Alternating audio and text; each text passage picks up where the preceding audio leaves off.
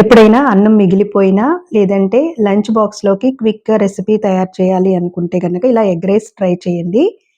ముందుగా స్టవ్ వెలిగించుకొని పాన్ పెట్టుకొని ఆయిల్ వేసుకోవాలి. ఆయిల్ హీట్ ఎక్కిన తర్వాత ఒక టేబుల్ స్పూన్ జీలకర్ర, కొంచెం జీడిపప్పు యాడ్ చేసుకొని కొంచెం ఫ్రై చేసుకున్న తర్వాత ముందుగా కట్ చేసి పెట్టుకున్న ఆనియన్, 2 పచ్చిమిర్చిని చిన్న ముక్కలుగా కట్ చేసుకొని, కరివేపాకు యాడ్ చేసుకొని, హాఫ్ టేబుల్ స్పూన్ సాల్ట్ వేసుకొని ఒకసారి మిక్స్ చేసుకొని మూత పెట్టేసుకొని మగ్గించుకోవాలి.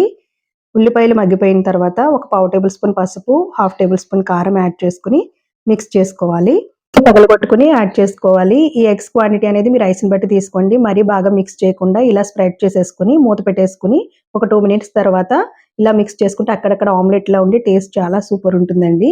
మీ టేస్ట్ ప్రకారం కారం, సాల్ట్ యాడ్ చేసుకొని రైస్‌ని యాడ్ చేసుకొని బాగా మిక్స్ చేసేసుకోవడమే. ఫైనల్‌గా ఒక table spoon garam masala powder add చేసుకొని సర్వ్ చేసేసుకోవడమే. మీరు కూడా తప్పకుండా ఈ రెసిపీని ట్రై చేయండి. పిల్లలైతే చాలా ఇష్టంగా తింటారండి. ఈ రెసిపీ నచ్చితే ప్లీజ్ లైక్ చేయండి.